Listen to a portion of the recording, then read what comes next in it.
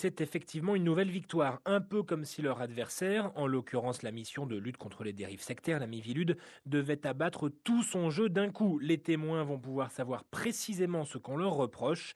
Capital dans leur optique de réhabilitation, explique leur avocat, maître Philippe Goni. Pour finalement arriver à répondre à ces accusations, à ces mises en cause de manière récurrente, et portée générale, souvent infondée, il faut essayer d'aller à la source et d'obtenir des documents qui sont détenus par ces administrations et qu'elles refusent de communiquer. La Miviludes qui va se battre pour garder secret ses contacts, ses sources, ceux qui l'informent des dérives au sein de mouvements tels que les Témoins de Jéhovah. Un nouveau coup en tout cas porté à la lutte contre les dérives sectaires, moins d'un mois après la condamnation de la France pour pression fiscale abusive par la Cour européenne des droits de l'homme. L'État français doit 3,5 millions d'euros aux membres du Mandarom. Les Témoins de Jéhovah ont eux au même titre déjà obtenu 6 millions d'euros. Vous écoutez RTL. Yves Calvi, votre invité ce matin est donc Serge Blisco, le président de la mission interministérielle de vigilance et de lutte contre les dérives sectaires. Bonjour Serge Blisco. Bonjour. Merci beaucoup d'être avec nous en direct ce matin sur RTL. Le Conseil d'État a donc rendu une décision le 22 février dernier en faveur des témoins de Jéhovah. Elle vous oblige à leur donner accès aux documents que vous possédez les concernant. Ça doit vous faire bizarre, non ? Oh, écoutez, ça fait partie de la vie juridique. Le Conseil d'État a estimé qu'un certain nombre de documents devaient être présentés aux témoins de Jéhovah quand ils nous les demandent. Mais vous allez leur livrer tous vos documents, Serge Blisco ? Certainement pas tous les documents. En tout cas, nous allons bien évidemment conserver l'anonymat des personnes, en tout cas l'organiser, pour que les personnes qui nous signalent des agissements qui leur paraissent préjudiciables pour leur famille, pour leur entourage, écoutez, leur identité soit préservée. En quelque sorte, on va faire un peu comme les journalistes, on va préserver nos sources. Oui, l'image fait sens, mais on a quand même l'impression avec cet arrêt du Conseil d'État que on dit à la police ou à la justice ou éventuellement aux journalistes, si je reprends votre image, allez, donnez-nous le dossier, on va le remettre à ceux sur lesquels vous enquêtez.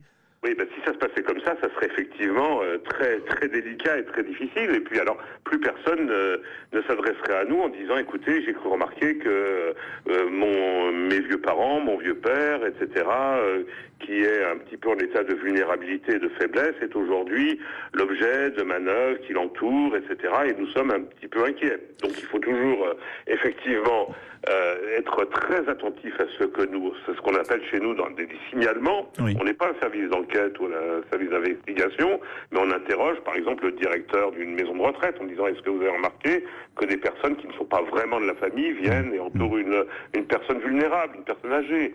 De la même façon, nous savons beaucoup lutter contre les dérives qui pouvaient entraîner des jeunes, des mineurs, et nous continuons dans des groupes qui ne leur conviennent pas. Concernant l'avis du Conseil d'État... Pardonnez-moi, je vous ai interrompu. Les éléments identifiants. Oui. Concernant l'avis du Conseil d'État, comment l'expliquez-vous ? Vous pensez qu'ils viennent tout simplement de dire le droit ou qu'à la limite, ils ont une bienveillance anormale vis-à-vis des témoins de Jéhovah, voire pourquoi pas des amis au sein du Conseil d'État ? Moi, on m'a parlé d'infiltration. Alors, vous en pensez quoi, vous ? Écoutez, je crois qu'il faut se garder de toute théorie de ce genre.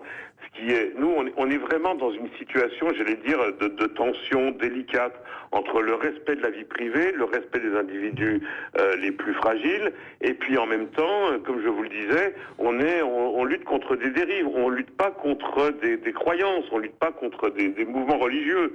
Donc quand ces mouvements, ces croyances estiment que nous sommes sortis un tout petit peu du cadre, alors ils demandent leur avis au tribunal administratif.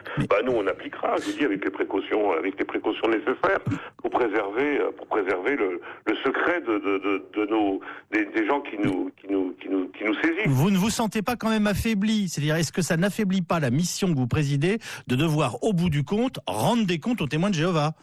On rend des comptes à la justice administrative, pas aux témoins de Jéhovah. Et puis, de toute façon, un certain nombre de documents qu'ils nous demandaient, nous étions, de toute façon, avec la CADA, la Commission d'accès aux documents administratifs, nous leur communiquions, bien évidemment, suite à leurs demandes.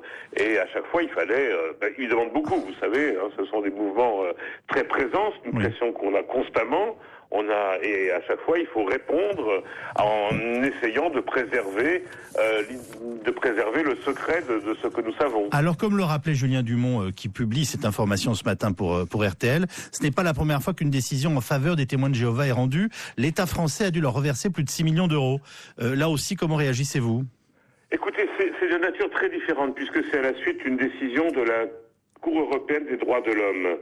Un organisme qui après avoir 3 fois perdu en France, ils se sont adressés à la justice européenne qui a effectivement une appréciation différente de la nôtre. Alors là, on n'était pas très contents. Là, j'avoue que c'est un dossier fiscal, d'abord. Oui. Donc pour nous, c'est pas trop notre spécialité. Mais est-ce que finalement, ça n'est pas la France qui est, en matière de lutte contre les dérives sectaires, trop stricte ou trop répressive ? Vous savez que dans toute l'Europe, en gros, c'est ce qu'on dit de nous. Oui, alors il y a vraiment une campagne européenne. C'est une conception qui n'est pas la nôtre. Nous défendons à la fois la liberté de conscience, mais aussi, la liberté de ne pas faire n'importe quoi et surtout d'empêcher toutes les dérives. Or, c'est vrai que une conception que j'appellerais anglo-saxonne se dresse contre cela.